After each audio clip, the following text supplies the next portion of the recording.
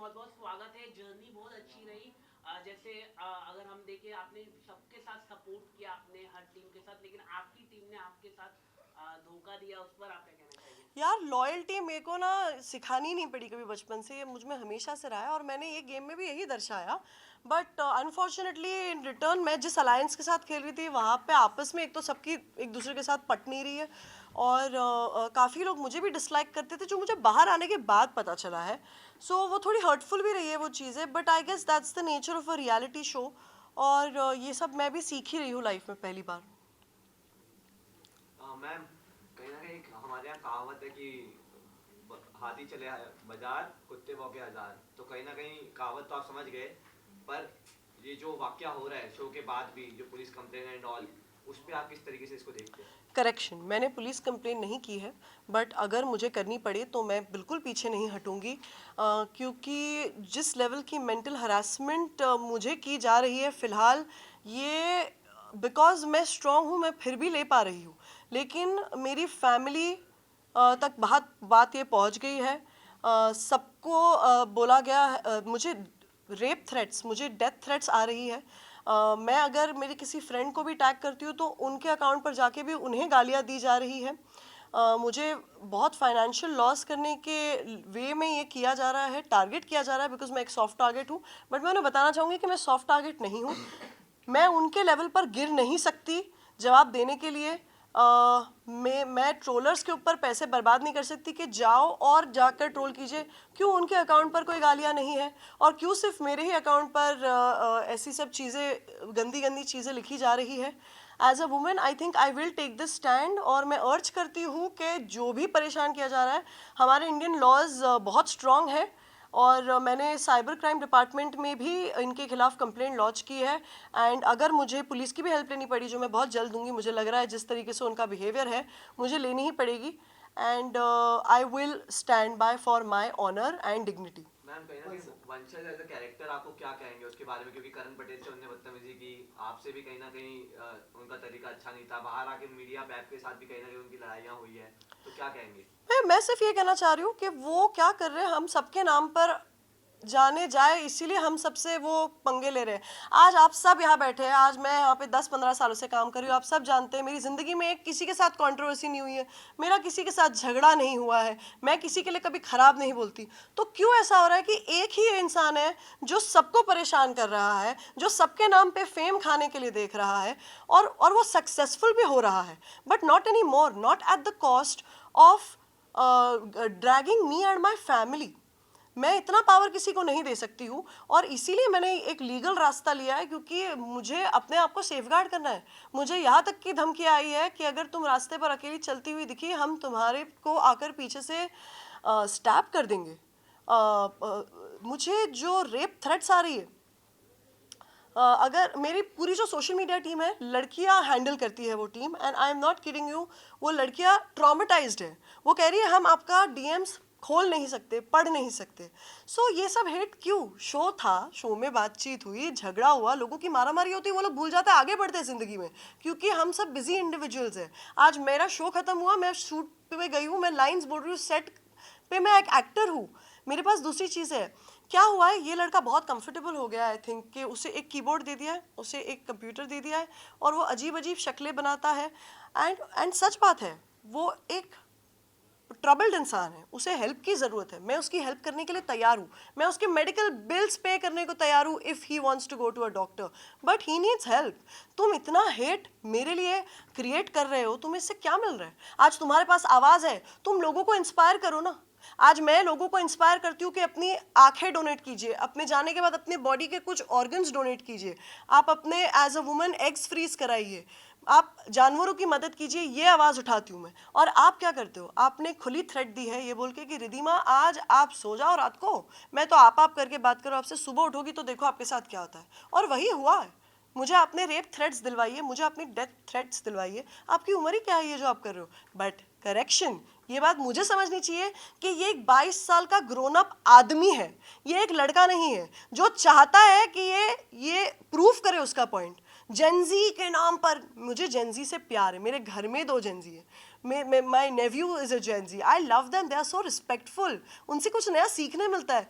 लेकिन ये ऐसा जेन जी नहीं होता यार। लेकिन आजकल हम देख रहे हैं रियलिटी शोज में इसी तरह के लोग उनको बढ़ावा दिया जा रहा है, Influencers. इंडोर्समेंट भी इनको ही ज्यादा मिल रही है, रील्स भी इनकी कट रहे हैं, तो आप कैसे देख रहे हैं? कोई बात नहीं, मैं 2 रोटी कम खा लूंगी ज़िंदगी में, लेकिन मैं ऐसी ज़िंदगी नहीं जी सकती कि किसी और पर कीचड़ उछाल कर मैं आगे जाऊं। और ये जो मेंटालिटी है शायद वो रियलिटी शोज़ के लिए चलती भी होगी, लेकिन मैं ऐसी इंसान ही नहीं हूँ, यू नो। आज तक मेरी कोई कंट्रोवर्सीज हुई नहीं है, तो मुझे इसमें तो खींच खींच कर ड्रैग किया जा रहा है, जो मैं होना नहीं चाहती। मेरे पास बहुत काम है टू गेट बिजी, एंड इसीलिए मैंने एक लीगल टीम बीच में रखी है एज अ बैरियर।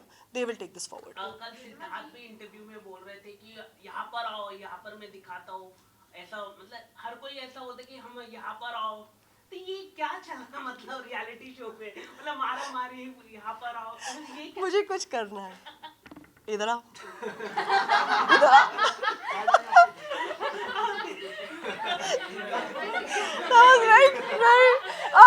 नहीं, बट मैं यही बोल रही हूँ कि ये मेरे को तो एक तो समझ नहीं आता। एक बहुत ही फनी चीज़ है, कल को मुझे किसी से नफरत है, मैं अगर उस इंसान के इतने करीब आ गई ना, एक थप्पड़ तो मैं पक्का मार के निकलूंगी। ये लोग कंट्रोल भी कर लेते हैं, बड़ी मज़ेदार बात है यार, ये सीखने वाली बात है इनसे। रिदमा जी, लास्ट टाइम जब हमने दिव्या दी से बात की थी तो उन्होंने भी कहा था कि 50 में मेल डोमिनेंस थोड़ी ज़्यादा ऐसा पोर्ट्रे किया जा रहा है या दिख के आ रहा है उनके हिसाब से।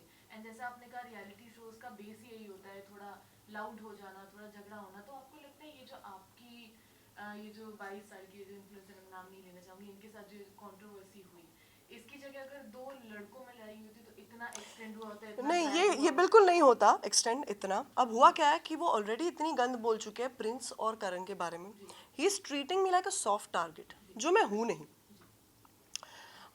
मैं आज भी बोलना चाहती हूँ कि बिकॉज मेरे पास फैमिली सपोर्ट है, मेरे पास फैंस का सपोर्ट है, मेरे पास इतना काम है कि मैं अपने आप को बिजी रख सकती हूँ। यही कोई इंसान अगर अकेला रहता है उसके घर में और उसको आप इतने हेट मैसेजेस भेज रहे हो, वो इंसान कोई अपने आप को हानि पहुँचा सकता है। ये लेवल का मेंटल हरासमेंट किया जा रहा है मुझ पर। सो इसके ऊपर मैं आवाज़ कैसे नहीं उठाऊँ? तो मुझे सॉफ्ट टारगेट किस लिए बनाया जा रहा है? मैंने सिर्फ अपना छोटा भाई समझ के उसको करेक्ट किया, यही मेरी मिस्टेक है। उसने कहा शो के बाहर आओगी तो मेरी औकात जान जाओगी। जान तो आप सब भी गए जो कैमरा के पीछे हैं, तो मैं तो बहुत ही बखूबी जान गई हूँ। And I really wish him all the best in his life. He is got a lot of darkness and he needs help. कहीं ना कहीं अगर गेम की बात करें हम, गेम में आपको कभी फील हो कि आपने गलत एयरलाइंस चूज कर लिया क्योंकि प्रिंस यस, मैं तो आज खुलेआम कहती हूँ कि मैंने गलत अलायंस के साथ खेला। मुझे खेलना चाहिए था फैजू के साथ। मैं प्रिंस की ऑनेस्टली, मुझे बहुत प्रिंस पसंद है यार। मुझे लगता है कि यार बहुत मस्त गेम खेलते हैं वो हमेशा, लेकिन वो मुझे बिल्कुल सपोर्ट नहीं कर रहे थे इनिशियली, और मुझे ये समझ ही नहीं आया। एंड इन दी एंड जब मेरे 3 वोट्स बचे थे तो वो वोट्स भी छीन लिए गए। वो मेरे रिस्पेक्ट के वोट्स थे, वो मेरे लॉयल्टी के वोट्स थे, जो मैंने विक्रांत जी को दिया है, जो मैंने हमेशा उनके स्टैंड लिया है, रिद्धि एज अ फ्रेंड दिया है। तो वो वोट्स नहीं लेने चाहिए थे to save a player who doesn't even value you.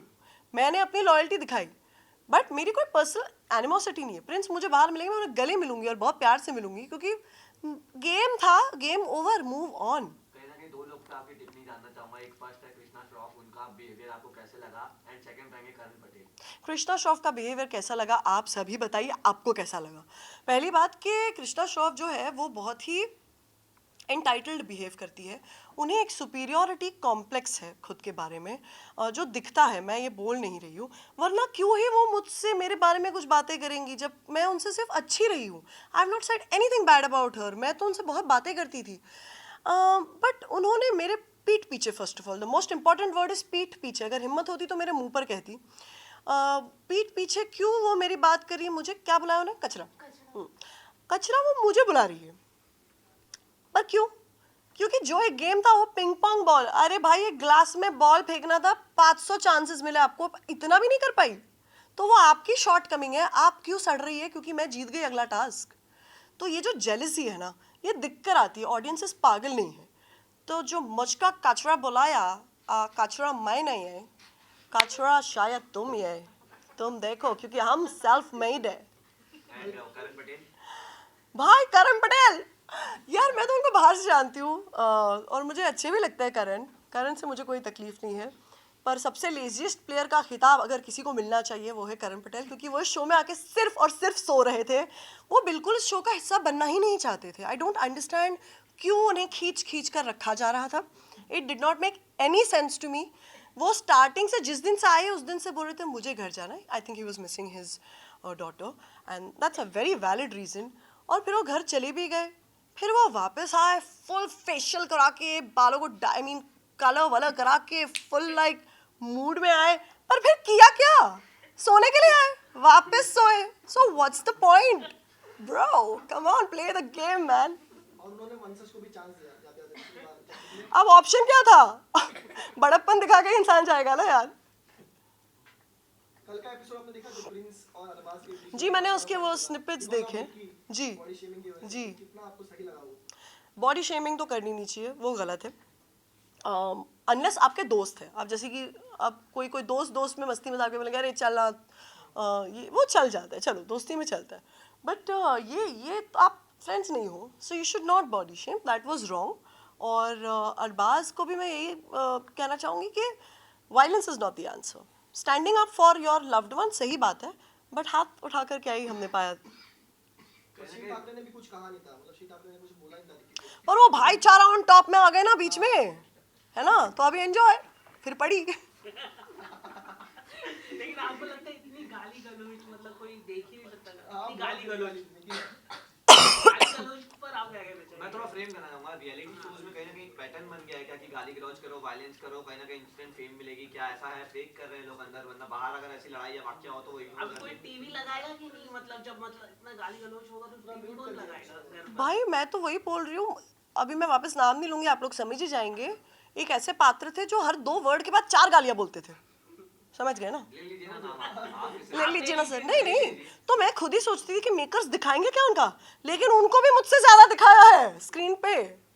So I think you are right, यही पैटर्न चल रहा है। जो जितनी ज्यादा गालियां देगा, जो जितना ट्रबल मेकर ज्यादा है, वो शायद ज्यादा दिक्कत रहेगा। अब मैं इस गेम में आई थी खेलने के लिए, मुझे तो मौका ही नहीं दिया, और ये मैं फंस गई अलायंस के चक्कर में। मैं क्लियरली आज भी बोलती हूँ, और मैं ही ये हिम्मत रखती हूँ बोलने को, ये गेम थी प्रिंस की, रजत की, और मेरे लिए फैजू की, बिकॉज मैं फैजू की फ़ैन हूँ।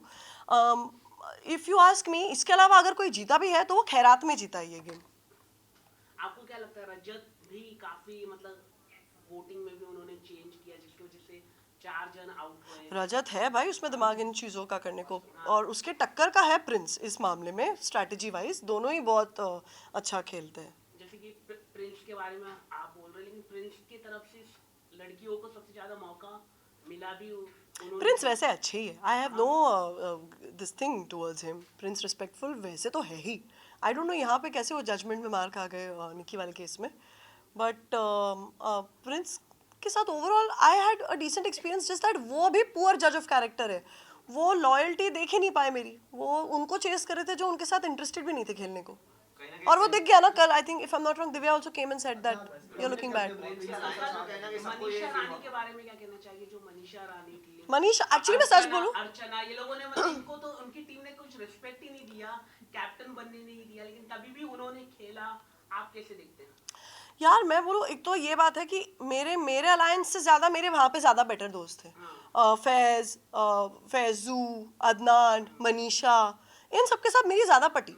और ये बात है कि उन लड़कियों को तो बिल्कुल ही चांस नहीं दिया जाता। I think Shrutika was their favourite, but मेरा उस अलायंस से वैसा कुछ लेना देना नहीं था, तो उस पर मैं कमेंट नहीं कर सकती। कहीं ना कहीं प्रिंस अलायंस को सही से संभाल नहीं पाया, क्योंकि एक आप भी नाराज है, दिव्या भी कहीं ना कहीं उनसे नाराज रही, शिविर भी नाराज थे क्योंकि वो सही से मैनेज हाँ, वो क्या हो गया, कभी कभार you take a lot in your plate and you can't handle it, and it's okay.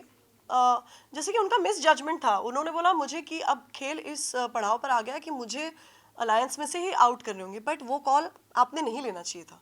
आपने मुझे, जो 3 वोट्स आ रहे थे उस दिन, मुझे वो आने देने चाहिए थे, फिर मैं जाती तो मैं खुशी खुशी जाती। आपने क्या किया, वो 3 लोगों को रोका वोट देने के लिए, जो थे काका जी, जो थे विक्रांत जी और रिद्धि। वो तीनों का वोट मेरे लिए आ रहा था क्योंकि मैंने उनको वोट दिया है हमेशा। सो वो रोकना सही नहीं था। कहीं ना कहीं आपने भी एक बड़ा स्टेटमेंट अभी दिया कि अगर फैजू, रजत या प्रिंस के अलावा कोई भी अगर गेम जीता है, क्योंकि नाम चल रहा है, आपको भी पता है किसका नाम चल रहा है विनर, तो वो अच्छा, खैरात में विनर है, तो ये बड़ा स्टेटमेंट। आपको ऐसे क्यों कहा, आपको ऐसे क्यों लग रहा है? क्योंकि मेरे लिए तो मेन प्लेयर्स ये है, बाकी सब तो पीछे से खेल रहे हैं, सब प्यादे हैं, खिलवा रहे हैं बाकी सबको ना, इंक्लूडिंग मी, मुझे खेलने का मौका मिला तो।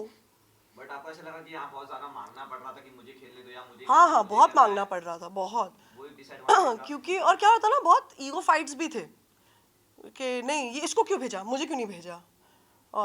तो वो सब चल रहा था, but that's okay, that's a part of the game, मैं उसको पर्सनली नहीं ले रही। एंड एक डिबेट अंदर चल रही थी इन्फ्लुएंसर और एक्टर्स की एक्चुअली मैं उस डिबेट की मैं पार्ट ही नहीं हूँ, और मेरे सामने वो डिस्कशन नहीं हुआ होता तो मैं क्लियरली बोलती कि I appreciate and love influencers. मैंने कभी उनके खिलाफ कुछ बोला ही नहीं है।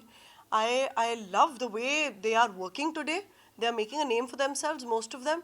सो मैं तो को एग्जिस्ट करने में बिलीव करती हूँ, मैं उनसे काफ़ी सीखती हूँ, वो मुझसे काफ़ी सीखते होंगे, I am sure. So I have never considered any one lower than me. तो मैं इस आर्ग्यूमेंट का हिस्सा ही नहीं हूँ, मुझे प्लीज़ कंसिडर ना किया जाए। बट आप क्या सोचते हो वो जो रिद्धिमा जी, बातें कही बीच उस में पे ऐसी बात चल रही थी कि जो विमेंस है उनके अलग अलायंस बनना चाहिए, विमेंस ही लोग ही खुद ही तैयार नहीं हो रहे थे, तो उस पर आप क्या कहना चाहेंगे? यार मैं तो पहले हट गई उसमें से, उसी पर से मेरा और दिव्या का भी झगड़ा हुआ, हाँ। क्योंकि सिंपल हिसाब है, ये सब में कोई यूनिटी थी नहीं, सब अपने अपने करने पे तुले थे और बोलते हम बनाएंगे गर्ल गैंग गर्ल गैंग। मैं बोला जाओ भाई बनाओ girl gang, I am out of it, don't count me in. अब जैसे ही मैंने ये स्टेटमेंट मारा ना, प्रिंस समझ गया it's a good time to again win it back. तो प्रिंस ने कहा कि नहीं भाई तुम लोगों की तो वैसे ही नहीं पड़ती, कहाँ से करोगे। तो मैंने बोला बिल्कुल बिल्कुल सही, आई एम विद प्रिंस। तो उधर से तब दिव्या मुझ पर भड़क गई कि क्या है, हम लोगों का प्लान था, तू पूरा प्लान चौपट करी वाला वाइब था। तो मैंने बोला भाई मुझे जो करना है मैं करूँगी, मुझे कोई डोमिनेट नहीं कर सकता यहाँ पर। एंड हमारा बहुत आर्ग्यूमेंट भी हुआ, because I consider Divya a friend, but show में जाकर उनका थोड़ा मुझे कुछ अलग ही रंग दिखा। बट इवेंचुअली वो मेरे पास आई, उन्होंने अपोलोजाइज भी किया and she sorted it out with me, she took the effort, तो मुझे अच्छा लगा। कहीं ना कहीं लास्ट फाइनली आपसे दो नाम जानने चाहेंगे जो घर में आपको सबसे ज्यादा फेक लगा और रियल बिल्कुल नहीं खेला, और दो नाम जो बहुत ही जेन्युइन होके खेला आपके अकॉर्डिंग। जेन्यून है फैजू, और फेक सभी फेक थे यार। कोई दो ऐसे जो बहुत ही मतलब बिल्कुल पर्सनालिटी के उलट फेक काम कर रहे थे अंदर। सबसे डिप्लोमेटिक अगर मैं कहूँगी तो वो है शिव। वो जैसे वक्त आता था इसके लिए तो एकदम ऐसे उनकी आंखें ऐसी ऐसी हो जाती थी, वो बहुत डिप्लोमेटिक वे में ये कर लेते थे। उनको वो इंटेलिजेंस है कि कैमरा पे कैसे क्या बोलना है, दिव्या को भी वो इंटेलिजेंस है, तो ये दोनों को मैनिपुलेशन पता है इस बारे में। Thank you. एक question. जैसा आपने कहा कि आपने पर्सनली नहीं लिया और होता ही रहता है, बाहर जाके कभी कभार लोग सॉर्ट आउट कर लेते हैं, आपका दिव्या जी के साथ भी सॉर्ट आउट जी, सब कुछ। जी। लेकिन वंशज के साथ ये जो है ये बहुत ज्यादा एक्सीडेंट हो चुका है, आगे जाके अगर बाय चांस सॉर्ट हुआ तो आप उनको माफ कर देंगे? नहीं, कभी ज़िंदगी में नहीं, मैं उनसे बात भी नहीं करूँगी कभी ज़िंदगी में। मैं जिनका रियलिटी शो में रियल कलर दिखता है वो वैसे ही होते हैं रियल लाइफ में, कोई अलग नहीं होते। Okay. Thank you. Thank you, thank you. Visuals कर लेते हैं. हाँ।